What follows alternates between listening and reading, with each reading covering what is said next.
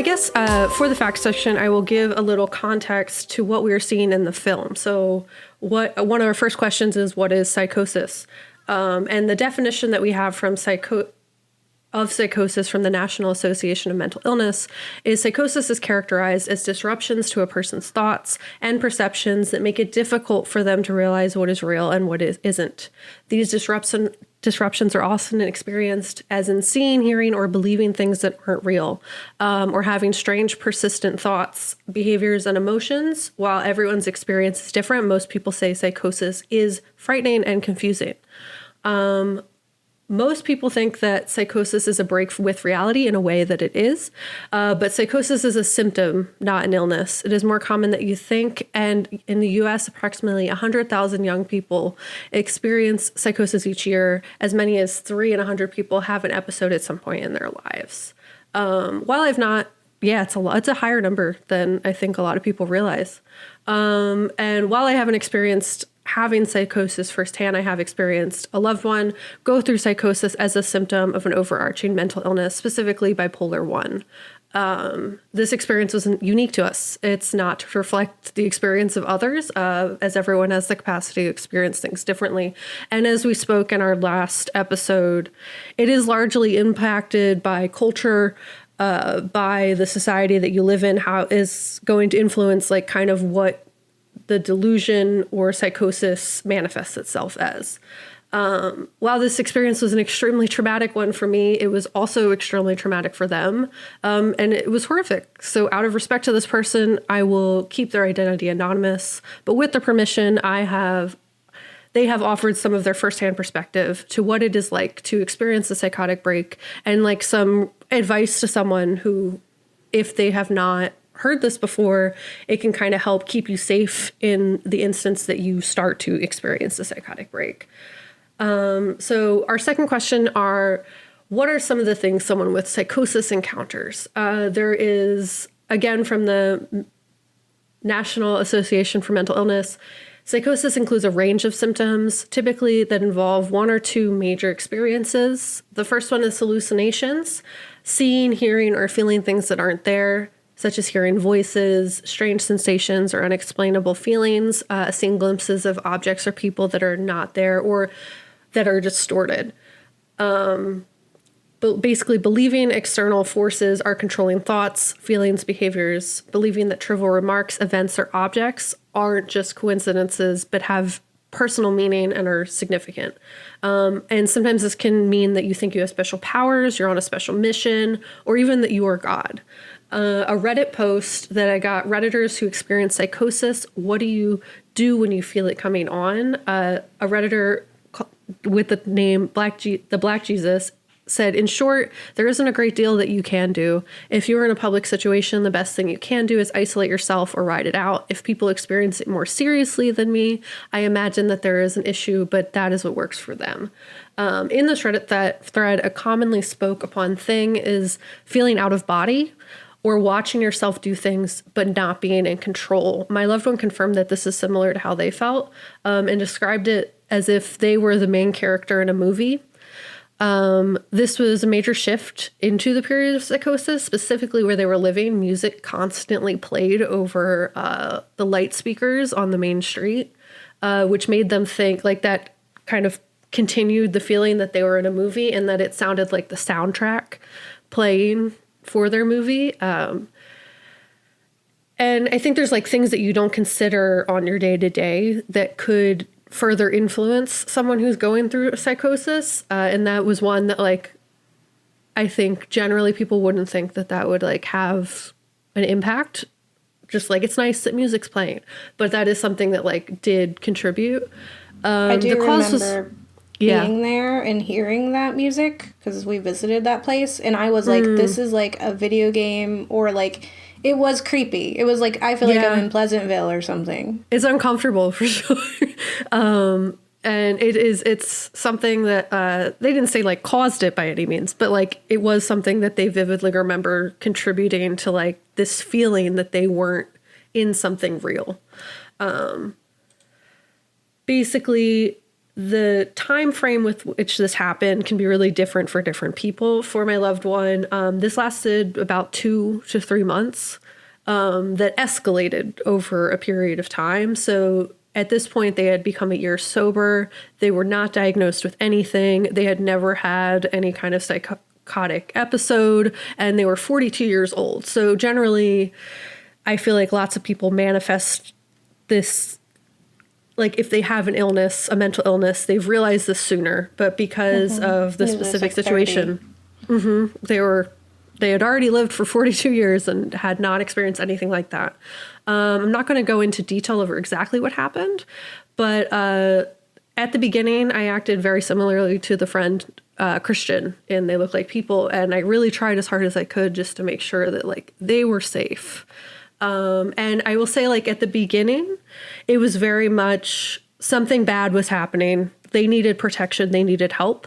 And then it escalated to more of happy, that it was not so much she thought she was in danger, but it was more so that they thought like something wonderful was happening. And that was an interesting transition, because I feel like in They Look Like People, it seemed very much like the horror end of it. And it started very horrific, got to a place where things were like really positive, and then kind of took another shift in the opposite direction.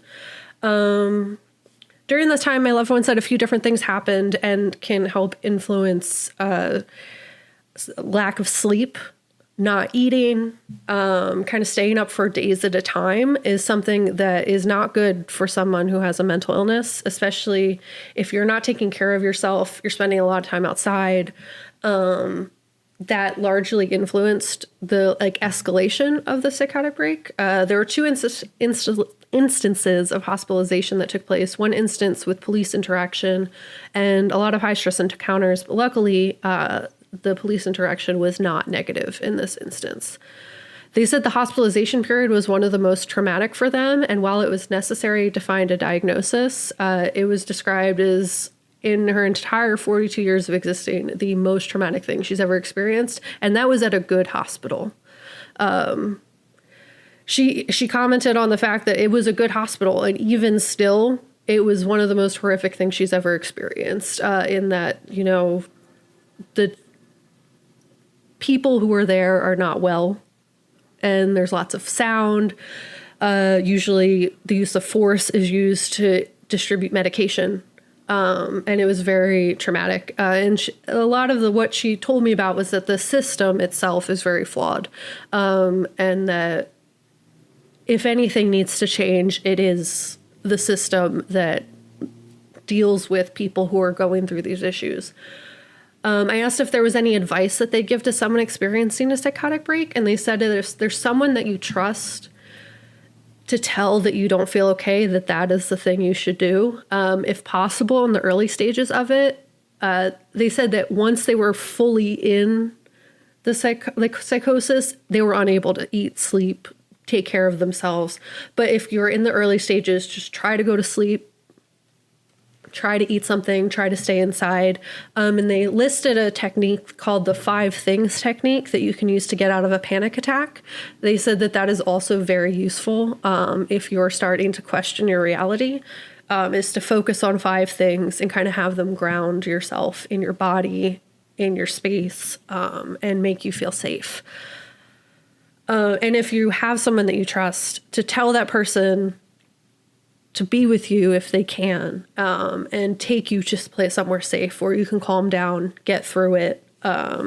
If that's a hospital, okay. If it's not, just being with that person can be the thing that keeps that person alive. How do you manage psychosis after you've gotten a diagnosis and you've experienced it before? This is not universal for everybody, as psychosis is a symptom, not like an illness itself. So it can be associated with different things. In the film, we have it suggested it might be schizophrenia. For my loved one, it was bipolar 1. There are other instances where you can trigger psychosis, either through drugs or I think there are other illnesses that do have psychosis as a possible symptom. But But the handling of it kind of in terms of the medical end is different for everybody. Some require medication, some require therapy, some require different severities of intervention.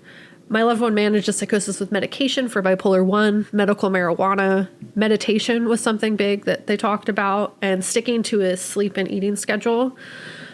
So if you do experience that and you do not have any of those things in play, that is something they recommend to take into your own hands. The biggest piece of healing that they said in living with psychosis as a symptom is forgiving yourself for what happened during that episode of psychosis. And while the people around you might ask for some level of accountability, you can still do that with forgiving yourself and understanding that what happens during that time isn't you all the time. And finding humor in some of the situations is something that also helped them, and acknowledging the trauma for what it was. They also stress that being an advocate for yourself is essential, and is super important, and educating yourself on your diagnosis, instead of like, if you get a diagnosis, trusting your medical professionals or therapists is a thing, but the best thing to do is really educate yourself on what that diagnosis is, the treatment options available, because usually there are medications that trigger things like pseudo Parkinson's, which makes you shake, and other things that can be really debilitating and aren't caused by the illness, the mental illness itself, but are caused by the medications that are used to treat it. So for people who feel like they need to be medicated, there are different kinds of medications, different dosages that, unfortunately, because the system is so flawed, they said is very much something you have to advocate for yourself, or have loved ones that you care about advocate for. But they said one of the hardest things on it are the system, or the stigma, the system in place, and a lot of misunderstandings and misrepresentations of people with mental illness, that they have to actively advocate against. And they said the hardest part of having psychosis as a symptom is having a hard time trusting themselves and actively questioning their sanity, emotions, and questioning out whether or not their happiness in like moments where they feel really happy is real, or something that they need to like call me about and tell that like they might be experiencing the beginning of an episode. And like just not trusting themselves is really difficult. And honestly feeling like people around them might not trust them if they know, because of the stigmas in place, that it could be used as ammunition to gaslight them or tell them that they're crazy when they're not being, and that's something that happens pretty commonly. But basically, the biggest advice that they give is you got to do whatever you can do to be okay, and surround yourself with people that you trust and love you and have your best interest in mind and at heart. Because I feel like a lot of times the people who experience the worst version of this are people who don't have people around them that can help them through it. And people are trash. There's lots of people who do not handle that situation like Christian did. And that's something we see a lot in media and honestly just in the world. So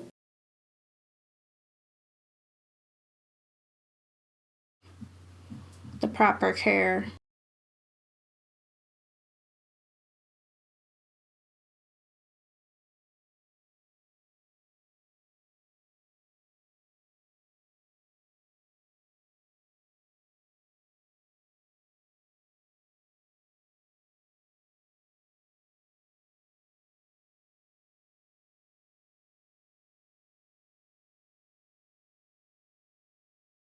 some advice that they gave was to not waste your energy on people who are not going to give you that kind of trust and love.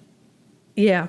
Like people who are going to gaslight you or make you feel like your illness is a facet of every interaction you have with other people. Lied to her. Because it's not. There's instances where people will say like, you're being crazy, where you're not being crazy. And when you already have trouble trusting yourself, that can be really challenging.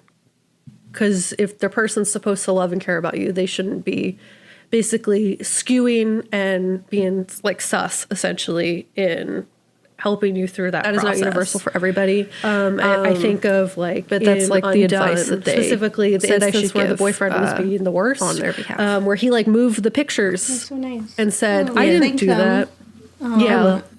And was like for basically gaslighting her, and she's like, I'm questioning my reality. I need you to tell me like we said, it's if like you do something, not because I'm like going to get mad at you, because I need to know what is real and what isn't. It transforms things. It's like a challenging piece of it. Or when you just obviously do it out like of that care is just and our experience with it, as opposed to like as a tool, as like a weapon in media, which happens a lot.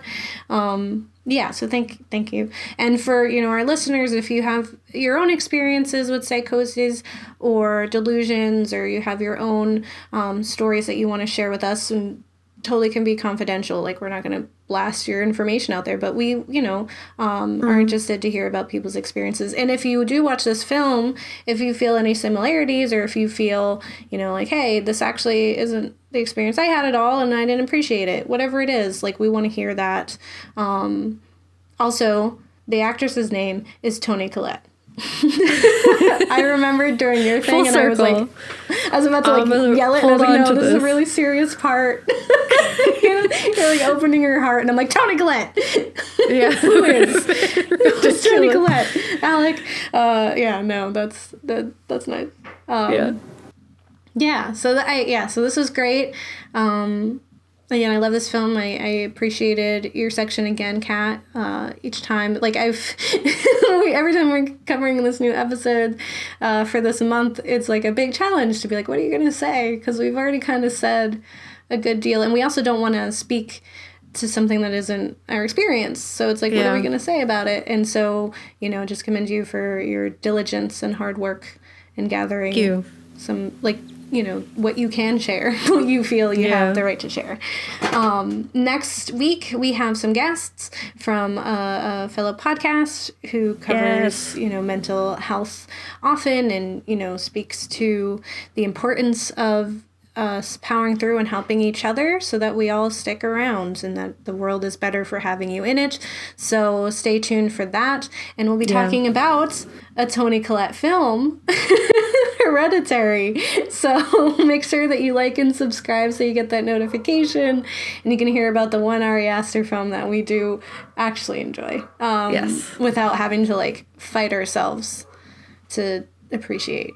To be like, it's good if we don't look at these things, like if I ignore the stuff, we actually did kind of enjoy it. But looking at it from this analytical lens, I don't know if I'll have the same, appreciation I did when we first watched it. That's fair. Yeah. I think this film has really raised the bar, in terms of now what I will expect watching horror films.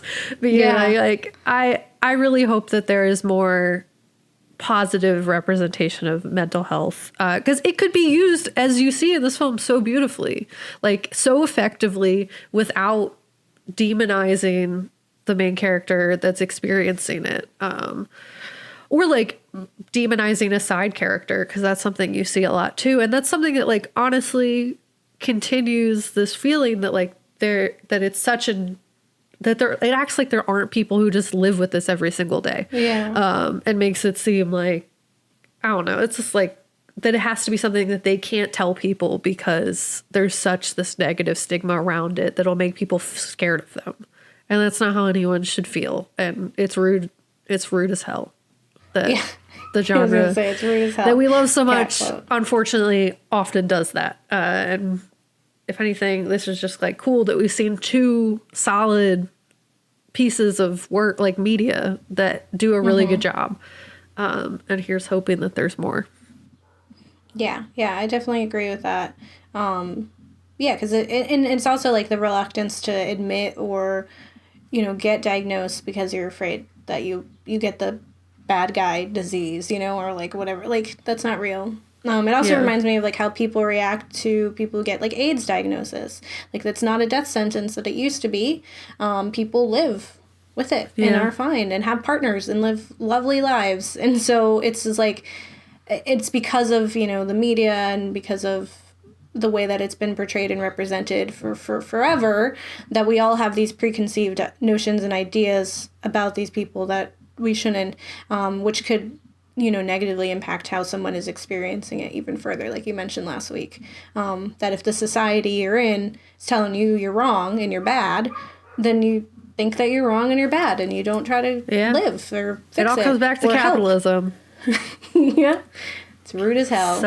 So yeah. I think that'll be this whole series is going to be like us yelling at how people are perceiving it. But I appreciate this film. So please go out and watch it. Again, it's free. So do it. Get Perry his flowers. If it's free, it's for me. So yes. Get out there and watch it. $3.99.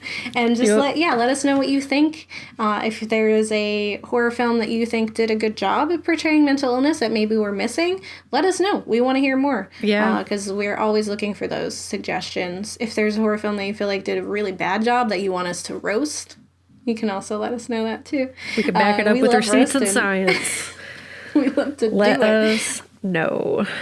Yeah, so remember you can email us at theghouls.nextdoor@gmail.com or follow us on social media. You can find us looking us up, Ghouls Next Door. And with that, don't get married. They'll eat your kids. Yeah, so, I don't have anything to say about that. Yeah, so bye. I feel like it's serious. Bye.